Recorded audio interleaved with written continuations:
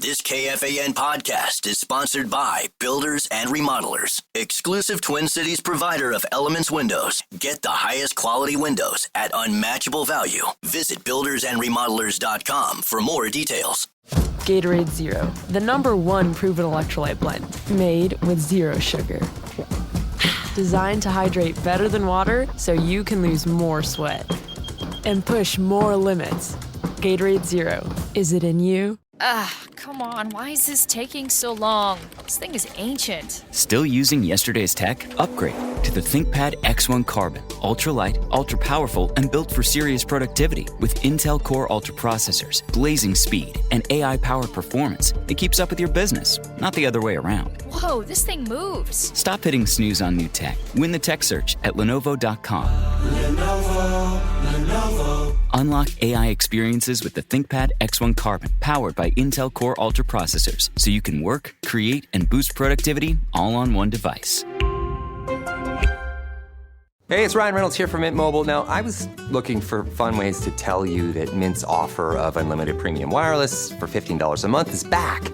So I thought it would be fun if we made $15 bills. But it turns out that's very illegal.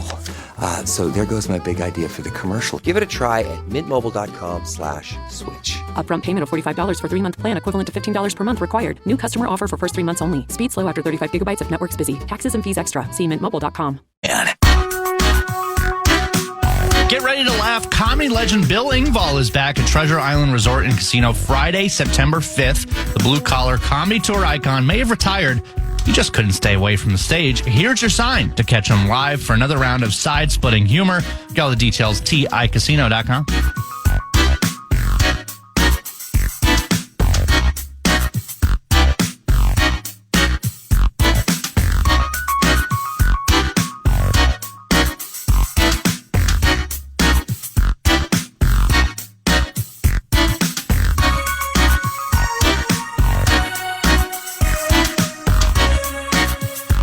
Second hour of the Friday Football Feast. And for those of you who will be stopping by the first feast at Buffalo Wild Wings Oakdale the Friday before the Monday Night Football game against beloved BJ Chicago Bears, the voices you hear right now will be the majority of the voices during the course of the feast run.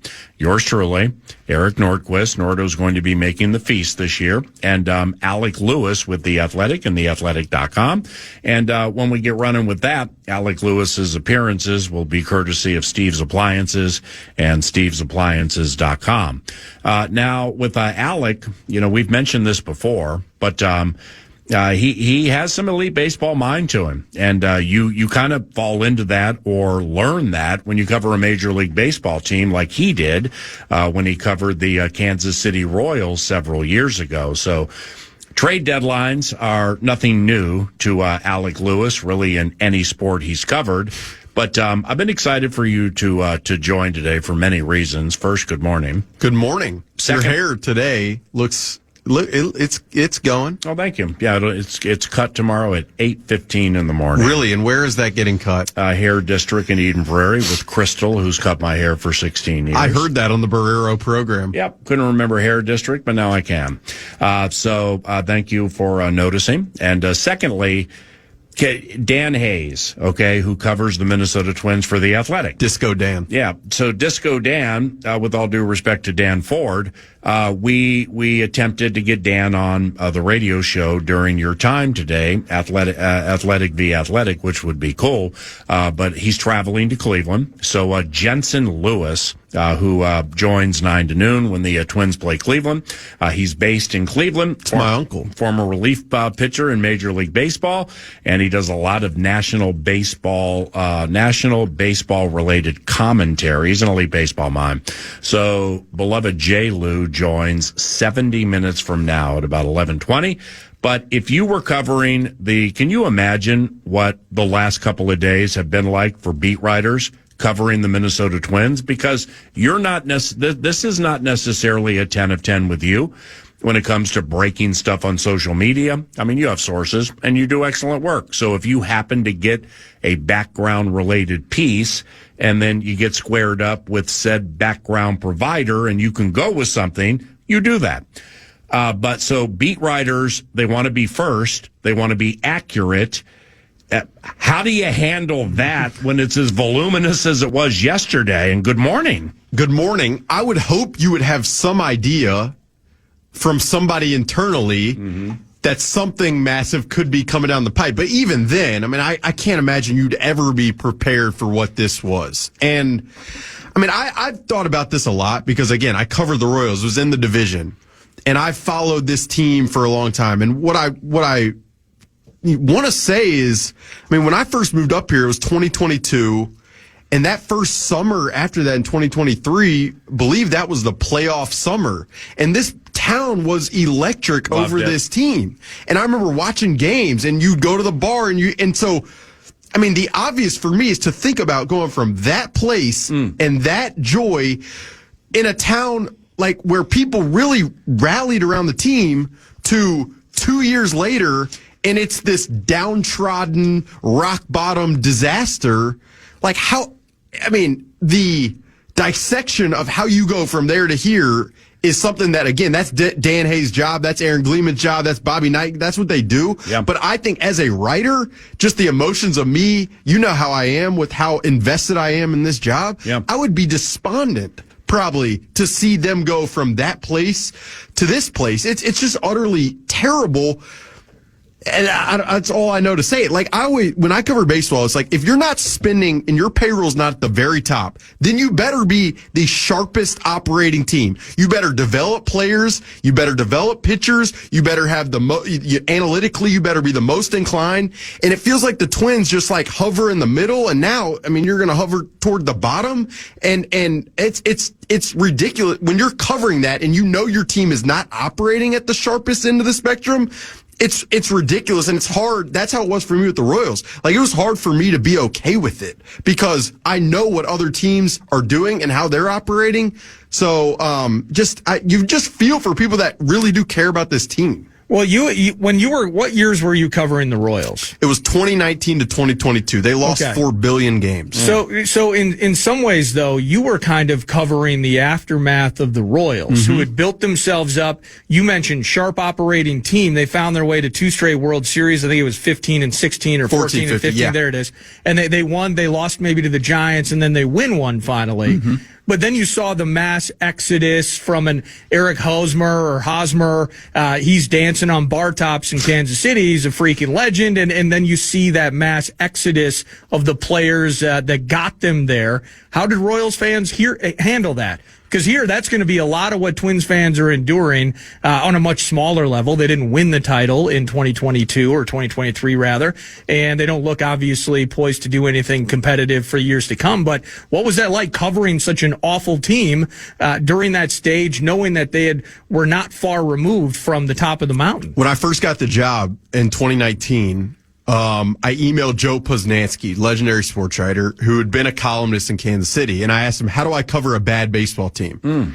And he emailed me with 2 responses. He's like, you sell hope with the prospects, or you talk about things that people can laugh at the bar. Because other than that, nobody cares. And so for me, I used to joke in the press box, like I'm just the prospect beat writer. Hey, I'm the AAA Omaha Storm Chasers writer for The Athletic. That's really what it became for 3 years. And I got to year 3 watching the inability to develop players, watching this team. I mean, one player at the time said to me that the Royals were operating on an iPhone 3G while the rest of the league was on an iPhone 11. And so for me, it was like, it was ridiculous because I did the work to know what the best teams were doing around the league. And so, I don't know, with this Twins situation, it's just felt like they've swam in the middle. And then to see this, like, the question I'd ask is, like, what did they get in return from this? Yeah. Like, what? Please don't ask me the names. The prospects, like, are they actual prospects? Doesn't matter. I mean, hopefully, if you're trading off players with control like a Louis Varland, you better get guys in your pipeline who can be contributors. And not only you better get them, but you also better develop them really well and have processes to do it. And if you're not going to do that and you're not going to spend money, then you have no chance. You know, the I would imagine it would be tedious covering this, but it is the A topic. And okay, I mean, if you're juiced into, I don't know, Joe Pohlad, somebody who would have the answers to the ownership situation. I mean, that's like an A topic of all A topics ever to A topic. And I read through some stuff this morning, and it's a lot of this guy's gone, these guys come in, the years that you were talking about, stuff like that. But I mean, from an uncertainty standpoint with this ownership situation, I mean, you talk about a wet blanket over a fan base, a franchise, and the whole thing. I just wish I knew something about this ownership thing. Well, that's why, I mean, our guys at The Athletic, I know, Aaron Gleeman and Dan Hayes, they've hit that, I mean, as many times over. Ken Rosenthal, who's the best in the business, the ultimate teammate. I mean, we're so fortunate at our company to have that guy. But yeah, that is the ultimate what's going to happen. But I've been thinking about this. I thought about it on the drive over. For as much as this roster is now depleted, and as much as, this is so saddening the arc of what's happened over the last 2 years, even still, whoever buys this team, if they are willing to put money in, just as well as I do how good this town is in terms of their support. And so I don't, whatever the value of this team is, I don't know, but you could look at the Twins and that stadium and this fan base and how engaged people are here. And to me, whatever you buy that thing for, pumping money into it and into that roster, you could see really building something special. That's what that would be. I mean, I know there's the financials behind the scenes that sound terrible and have been reported. But just you spend any time here, even though this fan base is not what the Vikings is, they really do care about this team. And so whoever invests in this team and actually puts money into it, I think they're going to reap the benefit of that. I think that. Oh, sorry. No, go ahead, by all means. But I just think that, speaking of the ownership group in particular, they've lost trust, they've lost benefit of the doubt in years. And mentioning what you were talking about with the Royals, with the Vikings and really in the NFL and other spaces, you can be a bad team, and the path to reversing course is not as long as the one in baseball. That's exactly right. And so the patience associated with that, in combination with the ownership situation being in flux, I think a lot of Twins fans, if they truly just step back and look at it, they're annoyed with the fire sale, but I truly go back to, as I said it during the first hour, I think they look at how rotten this thing is from the foundation up. Where it's, they're going to miss Varland, they're going to miss some of these guys. Clearly, there's a little bit of rudderlessness to it, but at the end of the day, maybe what they're most annoyed with is the fact that they have an ownership group they don't trust, they don't believe in, and that's kind of the crux maybe overlying everything. And you talk to anyone, I mean, since I've covered professional sports since 2019, if you don't have good ownership, you have no chance. You just don't. And so you could talk about all, again, to your point, you can talk about this ground level stuff. Who are the prospects? How are they developing? But if the top foundation is not set, it's just not going to happen. That's why you look at the Eagles. It's Jeffrey Lurie, who has been on the cutting edge at everything. You look at, the Mets right now, and Stephen Cohen, who is invested $1 billion, Steve Cohen invested $1 billion in that team. If you don't have ownership that cares, that's intentional, that gives the people they hire runway to do the jobs, it's just not going to happen. Nothing else is really relevant when that's the case. But I think that the relevance there's a tentacle off what Eric said. And you amplified, okay, you're right. I mean, with the Mets, they can get Juan Soto. Okay, they didn't keep him, he leaves. But they can bring in those people because their TV deal is so fat. I mean, it's if I'm multi-billionaire guy, and I'm not only considering investment and like my lineage and everything, and what all these people are going to fall into when I die, but the immediacy of it too. I just wonder if there's anybody out there who wants to buy this. I mean, because is this becoming the Colorado Rockies? But see, the problem is it can't become the Rockies. It can be super bad like the Rockies for X amount of years. It's amazing. Like with the Colorado Rockies, who never bring in big free agents. Okay. And then so like when I was back there a few weeks ago, I'm like, you have to hit on at least one first round pick. X amount. Well, they don't do anything well. They don't develop well. Nothing. They don't hire well. They don't structure their organization well. Hunter Goodman's one of their best players. He's like a fourth rounder from I thought that was the guy I went to college with. I've never heard of Hunter. Jordan Beck, they took in the first or second round within the last 3 or 4 years. He's okay. So they don't hit on their draft picks. They don't bring in free agents. The guy who owns the team, if you read up on it, there were 2 owners at one point. And then it got controversial, and according to some reports, the second owner was forced out, obviously with a buyout. It's Monfort still, right? I'm not sure. Dick Monfort. So this guy has the team and is crushing. Okay, they're horrible, and he's crushing. Because believe it or not, even though Denver is not a major market, their TV deal is sweet. And they're putting 40,000 fans in there, basically a game, 30 to 40. So is this the Rockies without the dispensaries in the mountains? I mean, and maybe I'm crazy optimistic, but I walk around town and I go to the bar and you see Twin stuff all the time. Like, it's not like they're just fading into, I mean, now, and I do think, I'll say this, baseball with the pitch clock changes, they've done a very good job of making this sport more entertaining than it used to be. And again, if you put a team on the field that is enjoyable to watch, that is relevant, that people can get behind the process. Right. Just as well as I do. You've been here way long. You guys, you grew up here. Like, I just see this town as very engaged when they can believe and buy in. Well, you're right. And now, but they won't go if it's bad or it's. And they shouldn't go. Okay, so like Kansas City, all right, they have the Royals and they have the Chiefs. And those fan bases, you would know better than me, so if I'm out of my lane here, then correct me. But I bet you those years, the Royals, as you said, lost 4 billion games. I bet you Kauffman was more than half full. No. Oh, really? No. I mean, you get 10,000 people in there, and you start to want, again, wow. I mean, you start to go down to Northwest Arkansas and Springdale, and you'd see more fans for Bobby Witt Jr. there than you would for Chris Owings at the top. And that's what it was. But we love our teams when they're good. I think people show up. But that's why the Rockies are an outlier. No, nobody's aiming to become the Rockies and win 35 games a year. But it's a destination, though, man. However, Coors Field's much older than Target Field. Yet again, 25, 30, 35, 40,000 fans. The ballpark is still super cool. The sunsets in Colorado are fantastic. And, people are there for that the sunsets, the baseball team. Couple edibles. The dispensaries by the ballpark. Beer garden. But they're terrible every single year, but they don't complain as loudly on like Rockies Twitter as some other markets, and I mean, this is unprecedented what's happened here. Well,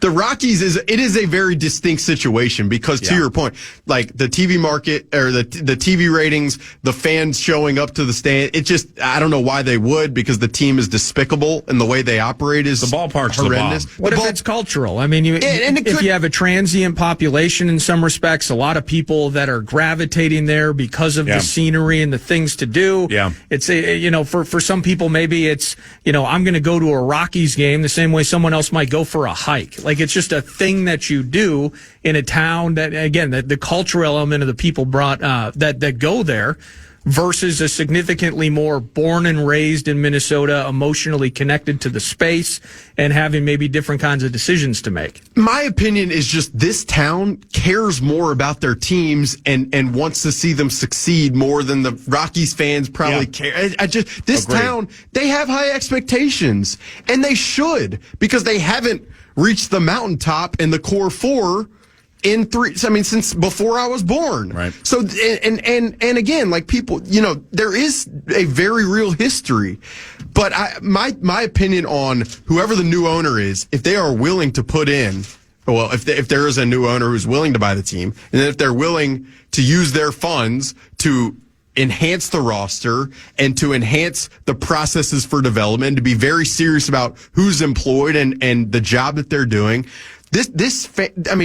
I go to Target Field early in the year in an April and a May, and that place, it fills up, and it is fun, and it's beautiful. Like, so I don't think it's like this disaster that's unrecoverable. It just has to be, to Nordo's point, the at the very top until that is changed, the culture of their direction is just not going to change. The one interesting part of this too, because it's definitely going to get bought. Like the way, what you were saying, PA, somebody's going to buy the team. Yeah. That number's probably got to look a little bit different than maybe what the team's pushing out there right now.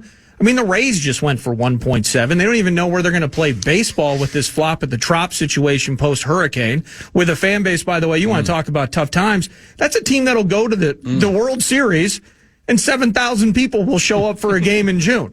So different spots, different fan bases, et cetera. But the money thing, man, I mean, if you look at the balance sheet of this thing and you're looking at trying to grab Twins fans into a $20 a month streaming package, and you're trying to, that TV deal that you were talking about, PA, with Alec's example of the Mets, the revenue to bring in, there is an aspect of this that is a business. So, kind of tempering expectations and the slow road to a recovery, even new owner guys going to come in. Yeah, I can't just bust out with $175 million payroll when I jump in the door.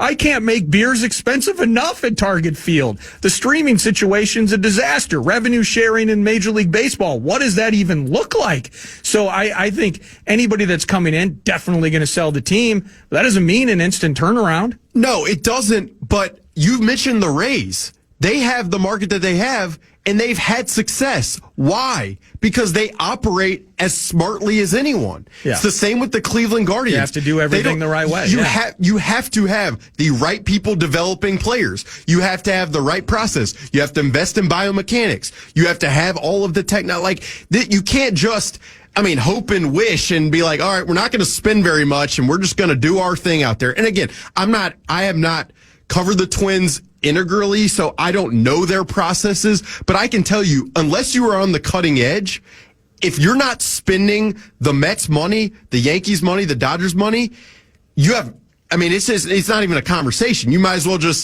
you roll it out and you'll win 80 games and that's it. But otherwise, you have to be on the very cutting edge. So it is going to be incumbent upon that owner. Maybe they don't spin like crazy, but restructure who you're hiring and who's in place to make sure that when you bring in prospects via trade for 700 trades that you just made, you better make sure those guys have the best possible chance to be as good as they can be in terms of your development pipeline. And if that's not going to happen, again, you're going to have angry tweets and you're going to have podcasts and people are just going to be complaining all day long. So you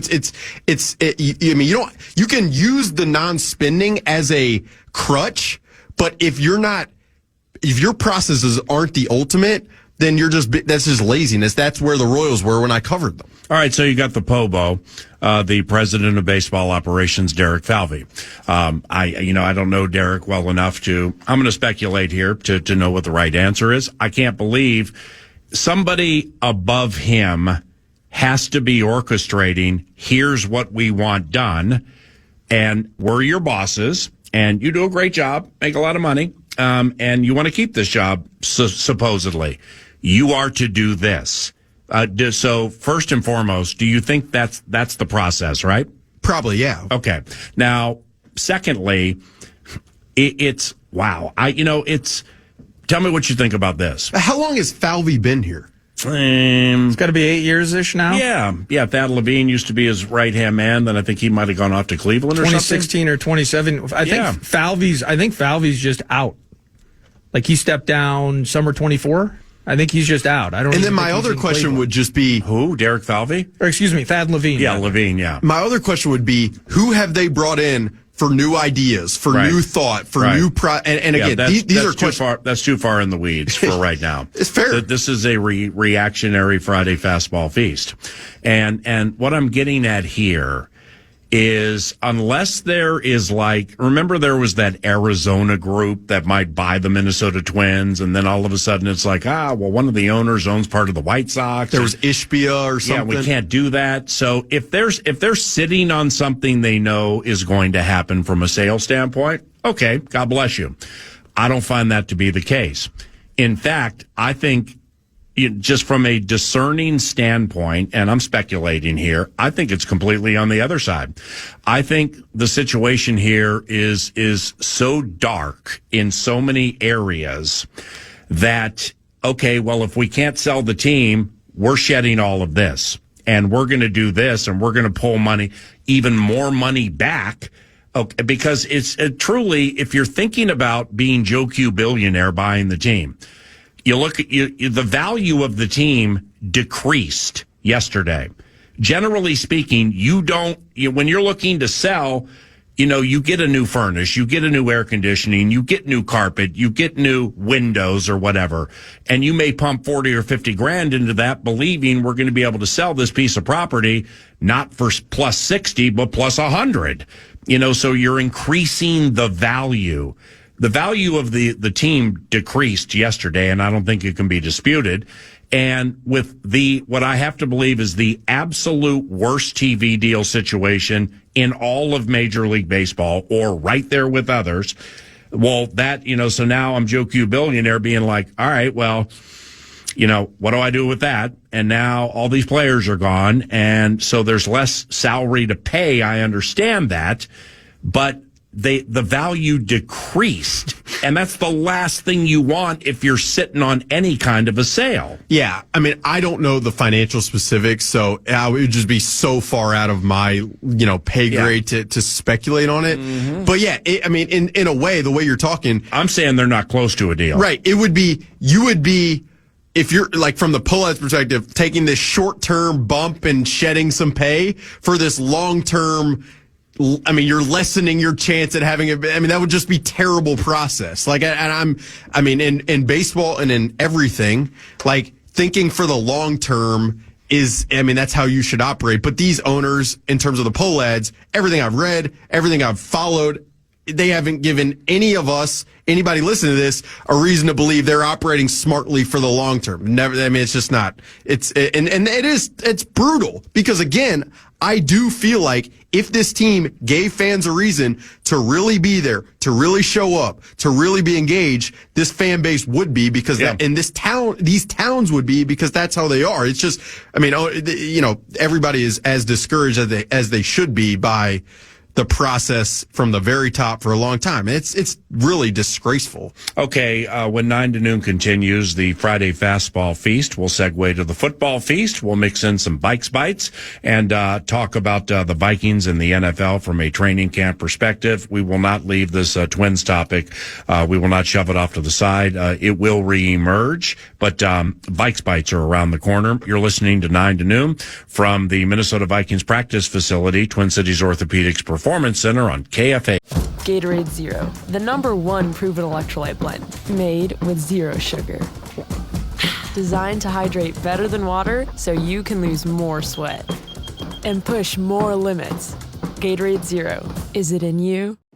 Come on, why is this taking so long? This thing is ancient. Still using yesterday's tech? Upgrade to the ThinkPad X1 Carbon. Ultra-light, ultra-powerful, and built for serious productivity with Intel Core Ultra processors, blazing speed, and AI-powered performance that keeps up with your business, not the other way around. Whoa, this thing moves. Stop hitting snooze on new tech. Win the tech search at Lenovo.com. Lenovo. Unlock AI experiences with the ThinkPad X1 Carbon, powered by Intel Core Ultra processors, so you can work, create, and boost productivity all on one device. Life moves fast. A new home, a new baby, a new chapter. But without an estate plan, your future's still vulnerable. With Trust and Will, you can name guardians, start a trust, create healthcare directives, and more. All online in about an hour. It's attorney-designed, state-specific, and built to protect what you love. Plans start at just $199, and every plan is safe, secure, and kept completely private. From families with young kids to adults caring for aging parents, Trust and Will makes it simple to take control, without a law office, paperwork stress, or court delays. Go to trustandwill.com and use code RADIO to save 20%. Start your plan today. Don't wait for life to force your hand. Estate planning is one of the smartest, most loving things you can do. Trust and Will is an online estate planning service. See website for details. Trust and Will. This message comes from Greenlight. Ready to start talking to your kids about financial literacy? Meet Greenlight, the debit card and money app that teaches kids and teens how to earn, save, spend wisely, and invest with your guardrails in place. With Greenlight, you can send money to kids quickly, set up chores, automate allowance, and keep an eye on what your kids are spending with real-time notifications. Join millions of parents and kids building healthy financial habits together on Greenlight. Get started risk-free at greenlight.com/iHeart. All of America's mystery cards are back, and we're bringing them to you all summer long. Come grab yours at KFAN events throughout the summer or wherever you see our KFAN street team. Then make sure to redeem them at Mall of America for fun prizes and big discounts. Full list of events, KFAN.com. Keyword calendar.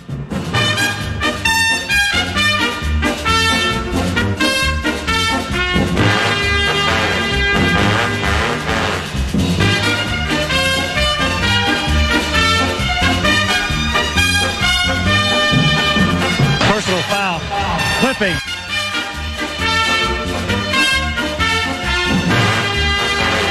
It is now post time for Vikes Bites, courtesy of 9 to noon and the Friday Football Feast on KFAN. Vikes Bites provided by Thousand Hills Lifetime Grazed Grass-Fed Beef. You can shop locally at your Coburn's, Co-ops, Kowalski's locations.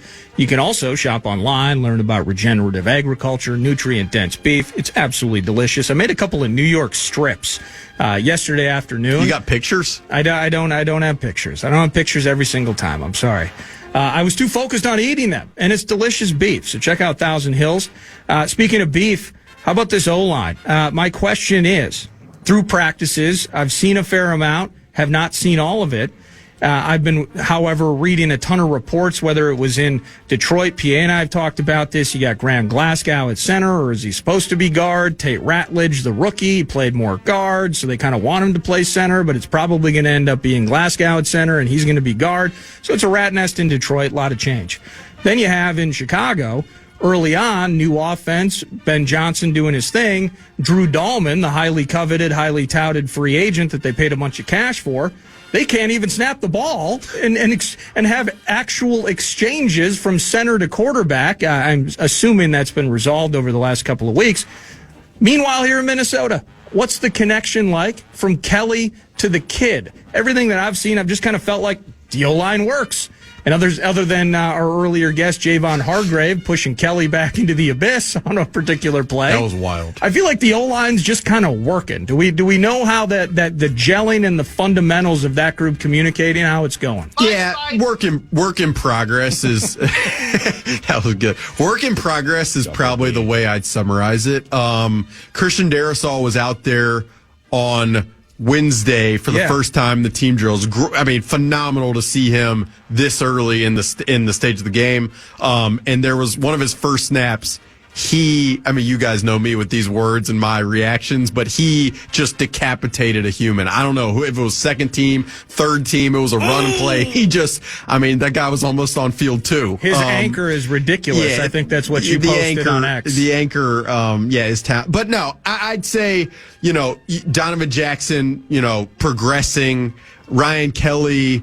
There was that Javon Hargrave moment, and Ryan Kelly, it should be noted, like, he's in this new offense. It is incredibly complex compared to what he's been in with Shane Steichen. So there's a process with this entire group. Even Brian O'Neill, there was a play Wednesday where Andrew Van Ginkel just sideswiped him. But there is no, I tweeted this.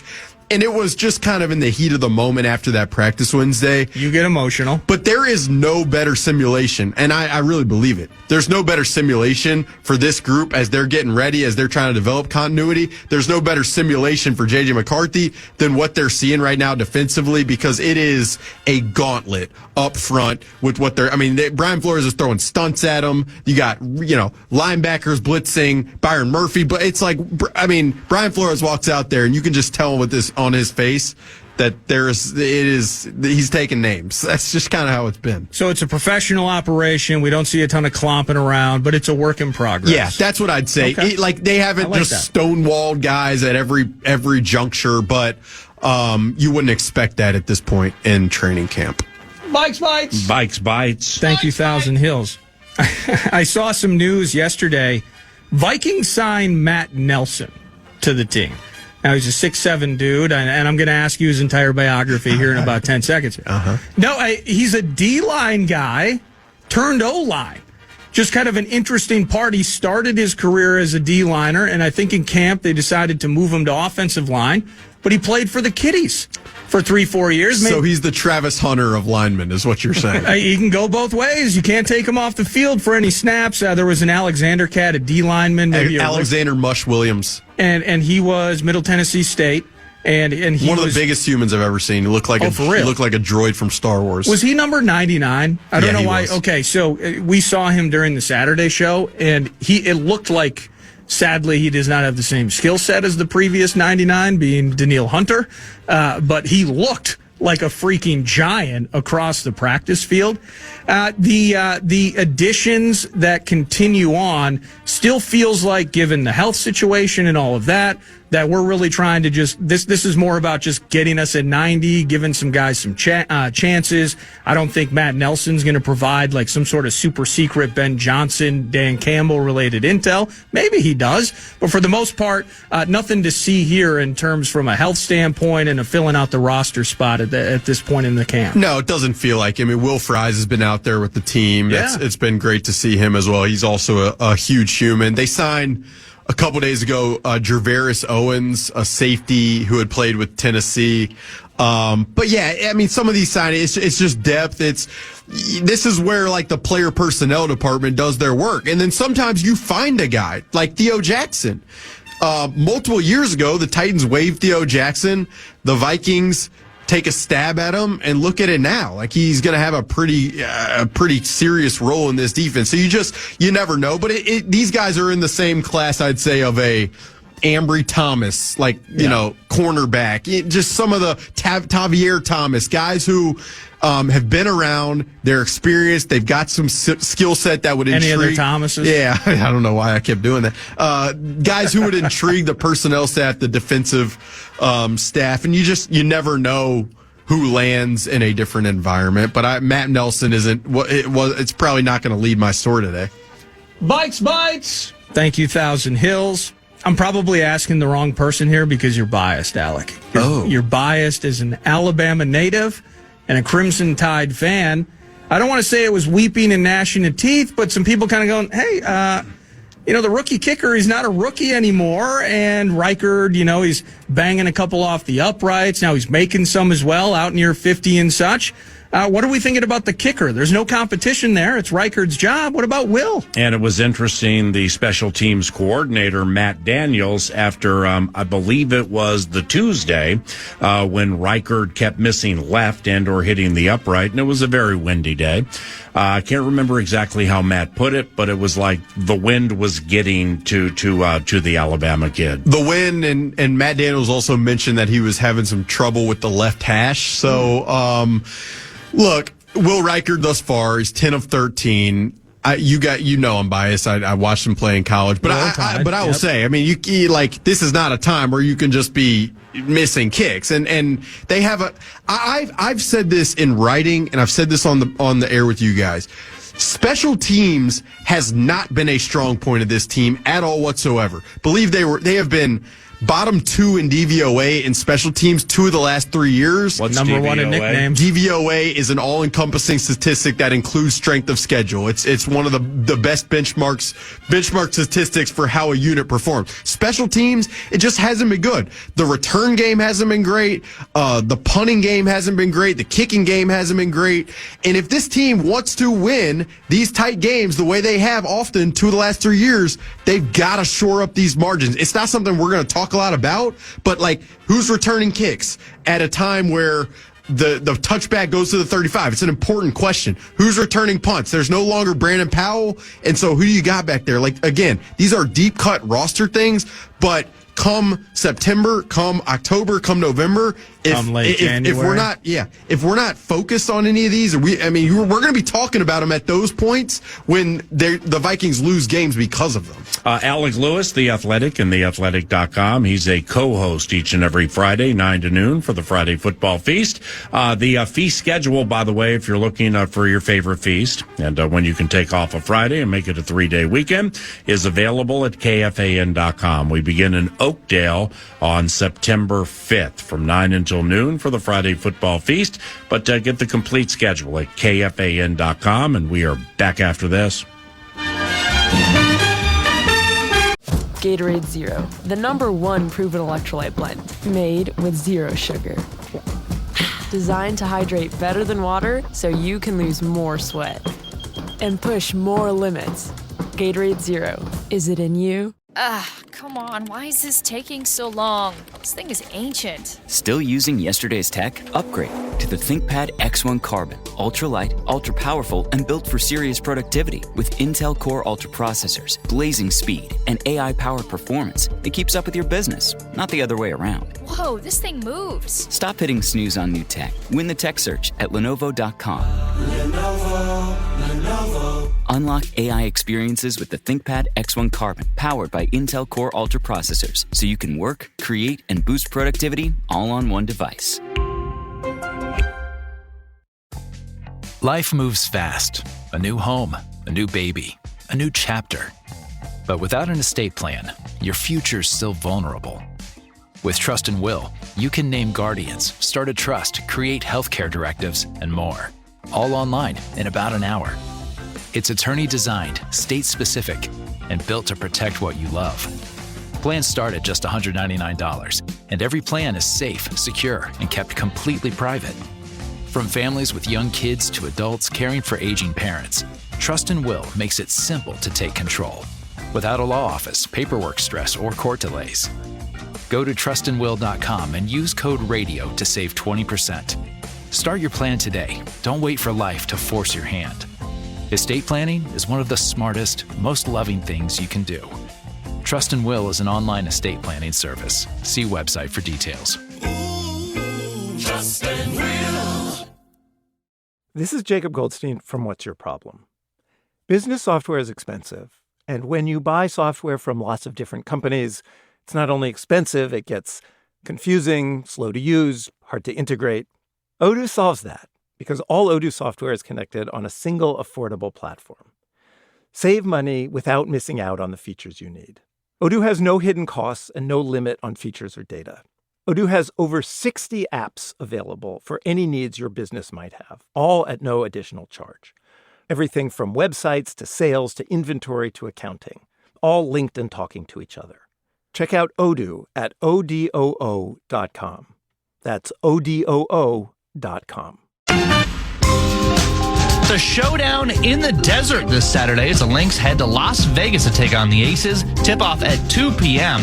You can catch every play, every bucket, every big moment, as always, right here on The Fan and the Lynx station on the free iHeartRadio app. I have, as you get to the coveted 53, and Alec wrote about it at The Athletic and theathletic.com. How many projected 53s will you do before Labor Day? 5? When's Labor Day? That's what do you mean? First Monday in early September. Yeah. I've never known when that is. Same with like veterans. I never before know final cuts. How many projected 5-3s? Probably 3. Yeah. And the first one's available now. Maybe 4. At The Athletic and theathletic.com. I haven't, just when I looked at your projected 53 and then just kind of thinking about the offense, and I can't remember which way you have 24 and 26 or 25 and 25.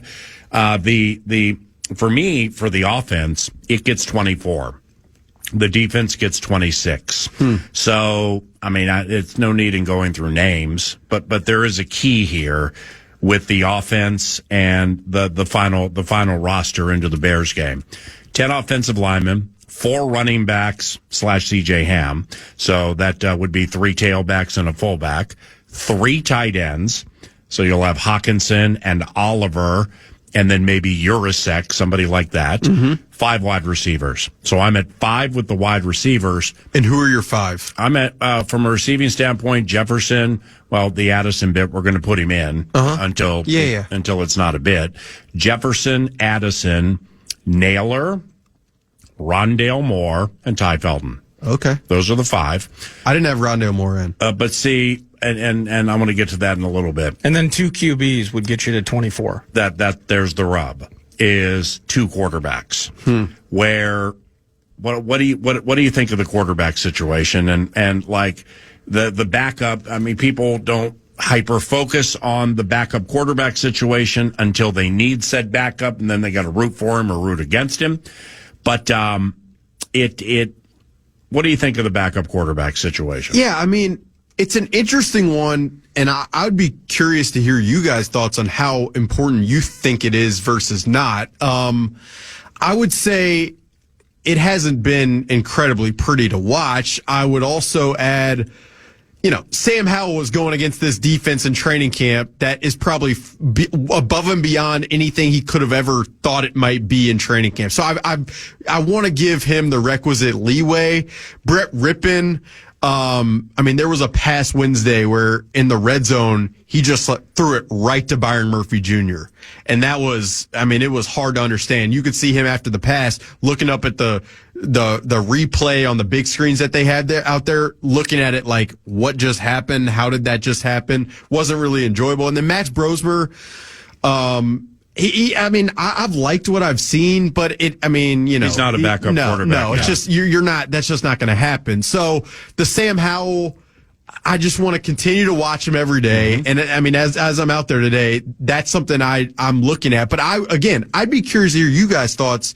How important do you is talking about it irrelevant? Because if JJ's hurt, it's irrelevant? Well, no, because the last time we saw the current starter, he played and then he was gone for a year. Mm-hmm. So it's not pinning injury probability and or propensity on the quarterback.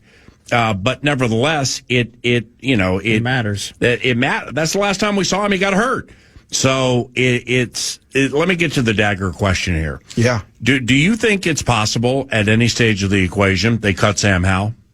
Yeah. Okay. So if you get to the two, I think it's either McCarthy and Howell or McCarthy and Rippon. We have more camp and the New England joints. Let's not forget, joint practices. If the rubber met the road with pads, well, then the rubber gets on the road and goes fast to joint practices. Yeah, that's if you were to put a percentage on the importance of every one of these days, the joint practice would probably be like 25%, yes, and 25%. So 50% of probably the whole camp evaluation is probably those days. I with agree. How much Kevin O'Connell values them. August 13th and 14th for those two. So we're long form individuals simply because we've just seen it a lot. So it will play itself out. Mm-hmm. But I just don't when they kept 3 with Jaron Hall for either a short amount of time or whatever. That was a new drafted guy who they may have had intel that if we put him on the practice squad, there's an 82.5% chance we lose him. That's not the case with Brosmer, in my estimation. But so then Rippon and Howell, they're the same, but for different reasons. They're the same guy, but for different reasons. And what I think would shade the way of Rippon is he's been here. So therefore he would know more of the nuance than Sam Howell. But I can't, when I put together this final 53, 24 offense, 26 defense, I can't get 3 quarterbacks on the active roster. Well, as you put together your final 53 and you wrote the quarterback in alongside JJ McCarthy, I did. How much, okay. The question is how much faith would you have in the person you're writing in next to JJ McCarthy if you're in a spot for 3 games and you got to win a game? That's why, for me, it is the reason I asked just to gauge your thoughts is, for me, it's a massive position on this team. They were going to. Unless you got Andy Dalton, what is somebody like Andy Dalton? What is your level of security with the two any place around the NFL? Good question. It's a good question. The best one, it might be Kirk. That might be the best backup, and obviously Absolutely. That was not the intention. So, yeah, but I just, in a pinch, if you got 3 games and you need to have a fighting chance to push for a playoff spot for a regime that hasn't won a playoff game, it would be nice to really have, somebody you can rely on. And maybe Sam Howell does, Pete Burcich did a film breakdown on his YouTube I thought was great, and he seemed to like what Sam Howell was doing over the middle of the field. But I want to continue to see it. From when he played with Washington. That's right. That's right. Yeah, but not of late. No. Okay. And if if we believe Flores' defense is difficult to learn, but when you do get it, it clicks, and there are discernment rules within Flores' defense. It's like putting time in this week because the offense and the passing game has just left a little to be desired frequently. I took the approach of, I don't know, maybe this defense 46 Bears. Right, 85 Bears-esque. So then I start to learn a lot more about that 46. And I don't know if at this stage of his career, Harrison Smith would have those discernment rules like Doug Plank had, the player after whom they named the 46. But there are discernment rules with players on this defense, on plays where they can freelance on certain plays because they're up to speed with what's happening. That's hard. That's hard to learn. Offensively, I don't think this playbook's super easy to learn. I'm going to tell you right now, it's right. Not. So if you're going to, well, that's absolutely ripping over Hal. It's like 90%, in my opinion, because he knows the plays. Yeah. And Brett in the room, he seems, like he's been great for them, both working, with the quarterback, studying. He's been around a long time. But again, I'm going to tell you Wednesday, and this is a minor data point, but he threw the ball in the red zone literally right to Byron Murphy like it was Justin Jefferson on an out route, and they were just cartwheeling back to the other side of the field. It was a throw that it was hard to understand at the time, and there may be layers to it. Maybe the receiver didn't run the right landmark. You just never know with that type of stuff. Mm-hmm. You're right in that it would benefit the Vikings to have someone who is more studied and learned in the offense. And Sam Howell's probably jerking through a fire hose trying to learn the thing. But in general, the talent throwing the football, it would probably lean Sam Howell's way. Overall talent, Howell. I go back to the knowledge piece, though. I think that means more in this particular situation. I think the fan base is obsessed with the idea of getting a competent backup in this mix because we saw Kirk provided a ton of stability. I used to make jokes about Sean Mannion and how great he was with the Microsoft Surface. But if you needed, I would have a hard time saying this team could win one half with Sean Mannion in that spot, but that was a different situation with a very well-established Kirk Cousins. This is different. But how much grace, if you're going to give J.J. McCarthy some grace with how good this defense has been, do you have to also then give a Brett Rippon? I would lean that direction because of the complexity of the playbook, the time served here, and then you're trying to also then weed through all of those mistakes. They chose to keep him around and give him continued opportunity for a reason. Save for Howell really being perfect. I think he has a tougher hill to climb, and I do think it's vital, whether it's in the support capacity or just believing you can go out there and run same with Nick Mullins. Can I run some semblance of a normal offense with him despite the picks, right? He'll throw it to you, he'll throw it to the other team just as many times, but I think Rippon provides more of that comfort level at this stage than Howell does. And the way to answer the question of how important do you think this position, one way to answer it might be, I have enough confidence in Kevin O'Connell calling the game, managing the risk reward, and the infrastructure around that position that, whoever it is, as long as they're on their P's and Q's, it's going to rise to a certain level. That is a very fair answer to the question. But yeah, you're right, Nordo. And that's it's been challenging from my standpoint of trying to evaluate the offense against this defense because again, they're disguising too high coverages from all sorts of alignments on these first week practices. Yeah. And then you got stunts where Javon Hargrave and Andrew Van Ginkel are slanting one way and Dallas Turner's swooping around the other way. You're like, what is even going on? Flores is diabolical in camp. It's ridiculous. And then you got Dwight McGlothern out there just literally he's like trotting down. It's been very difficult to try to evaluate. The only times where you get a little discouraged with the quarterback play is when there was a throw Wednesday where the red zone period against the ones, J.J. McCarthy in the pocket, Jalen Naylor springs open back line of the end zone, and J.J. kind of just sailed it into the fescue. And that's one where you're like, you just gotta you gotta make that throw in a 7-on-7 where the pass rush is coming at you. But for the most part, the pocket is constricting on him at a level that is, I'm watching it, you're like, don't hit him. That's really how it is. They're getting so close to him because the pressure is so much that it has been a difficult evaluation. And that's why, I mean, honestly, you used to, in the past couple of years, I'd come out to these Friday, August 1st training camp practice, and you're like, here we go again. Stand out in the sun, get sunburnt, watch some drill. But I'm very much looking forward to every single day of like, can this offense seem to get a beat on this defense? Because if so, it'd be interesting. Let's marathon this, courtesy of Steve's Appliances and stevesappliances.com. I had a feeling you were going to marathon it. Jensen Lewis, who covers Major League Baseball for multiple entities, former relief pitcher in MLB for the then Cleveland Indians. He'll be on the 9 to noon show about 15 minutes from now, talking about the day the Twins had yesterday and much more. Alec Lewis and yours truly, Paul Allen, talking about the Vikings and numbers and the active 53 and quarterbacks and stuff like this. But, you know, it truly is unfair for us to have this conversation in totality about the Minnesota Vikings offense when we can take the low hanger here and be like, well, yeah, a 22-year-old new quarterback with 3 new offensive linemen in front of him against Hargrave and Allen at times. And then you got the Gink is on fire, and Grenard, Dallas Turner seems to be selling some hope too. But then, like the Tuesday I was here behind at the day after the pads, behind Hargrave and Allen, who didn't practice, Taki Taimani and Jalen Redmond were having their way at times with backup left guard guy, Juergens, and some others. Leroy Watson the fourth. Well, he didn't even practice that day. Oh. I mean, they liked him so much in pads that he wasn't in pads the next day.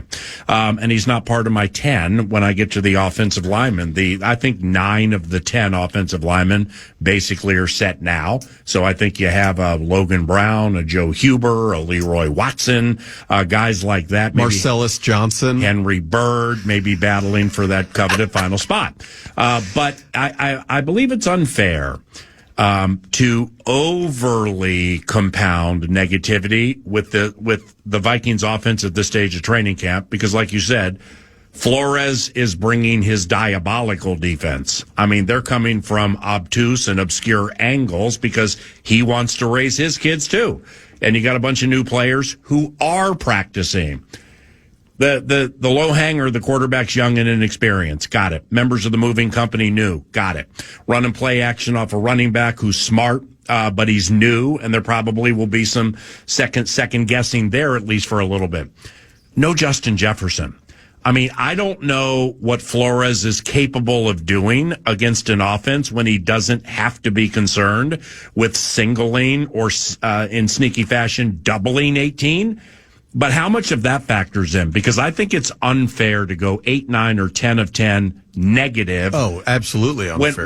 When maybe the best overall player on the team is not even practicing. It's unfair to go 3 out of 10 negative when you're watching practice before August. I mean, it's just not relevant enough. Now, if they're fumbling the ball every snap, you go. But the other thing, it's unacceptable for Howell and or Rippon. Maybe McCarthy has done it too because you attend more practice than me. To throw it right to guys.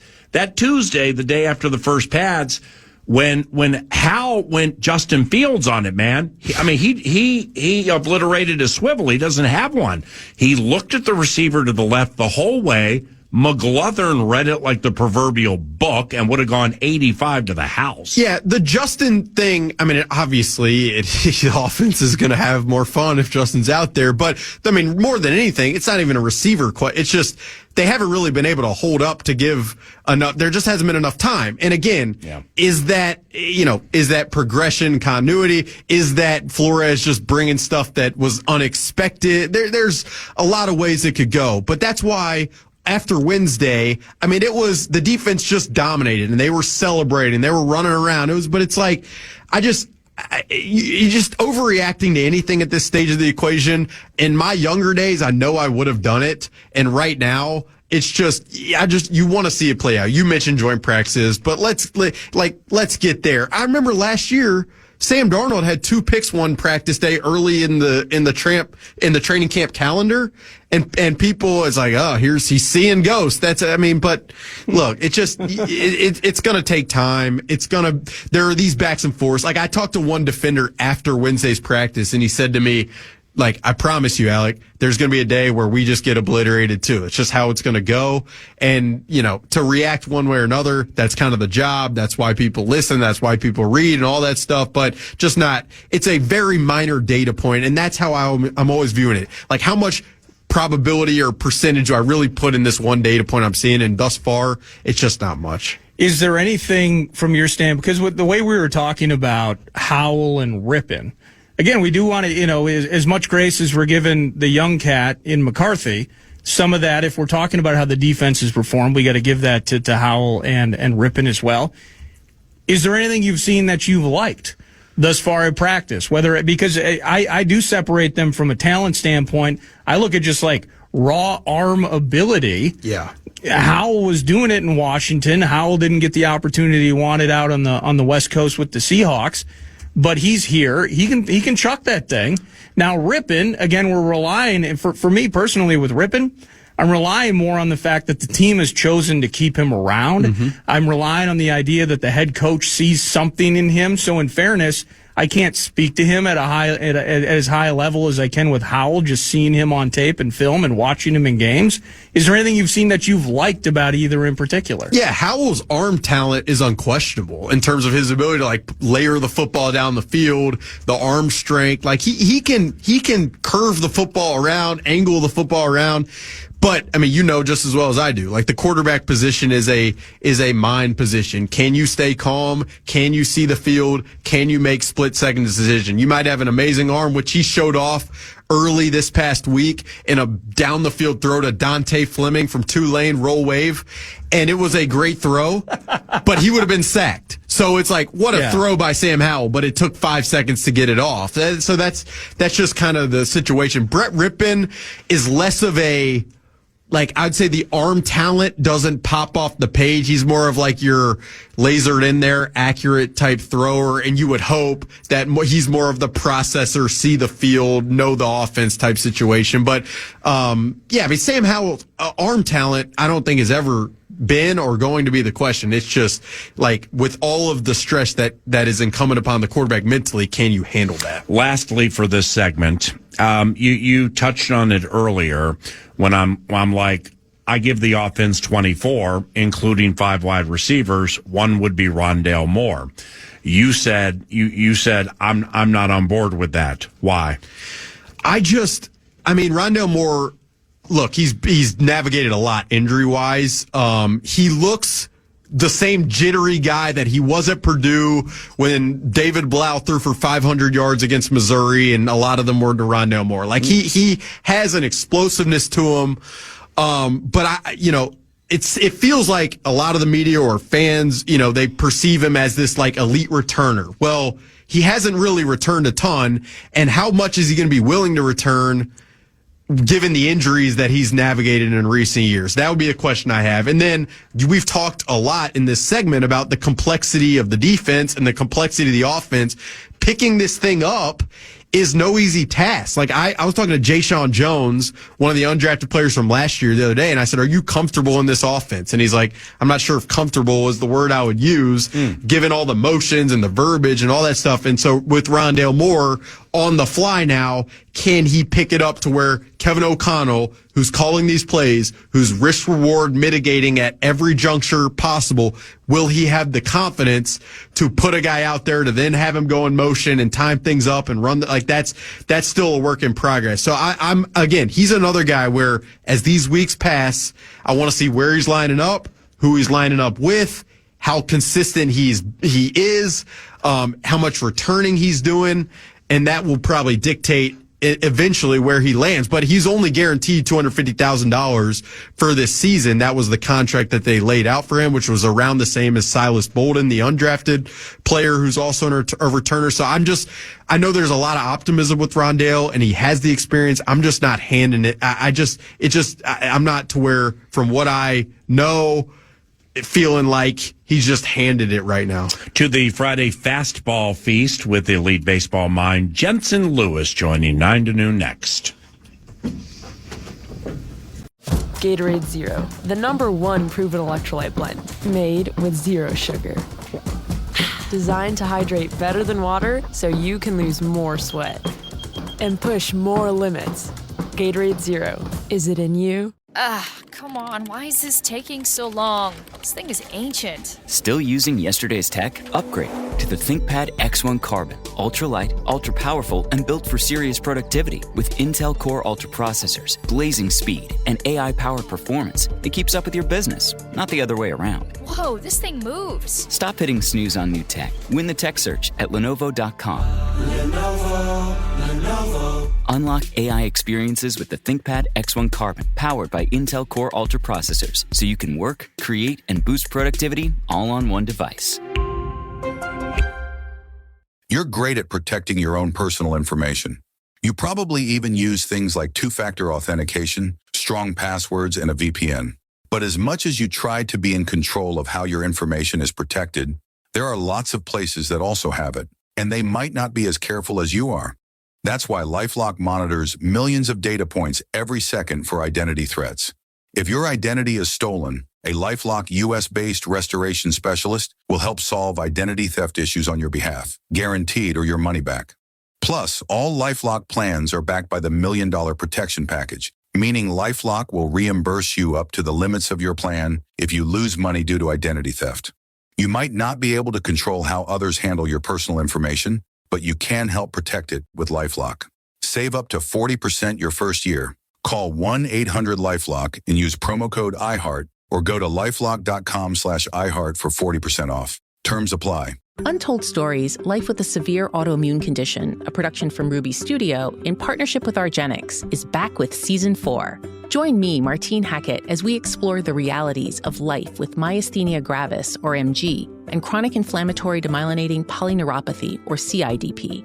We'll uncover the stories of resilience and self-advocacy in the face of uncertainty, from overcoming misdiagnosis to finding empowerment in small victories. These are moments that change us. Here's a glimpse of what's in store. Whenever I go to my specialist, he mentions the R word, remission. Is it possible? Like, is it over?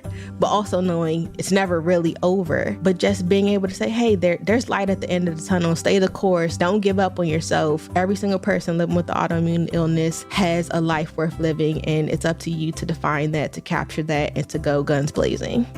Follow and listen to Untold Stories on the iHeartRadio app or wherever you get your podcasts.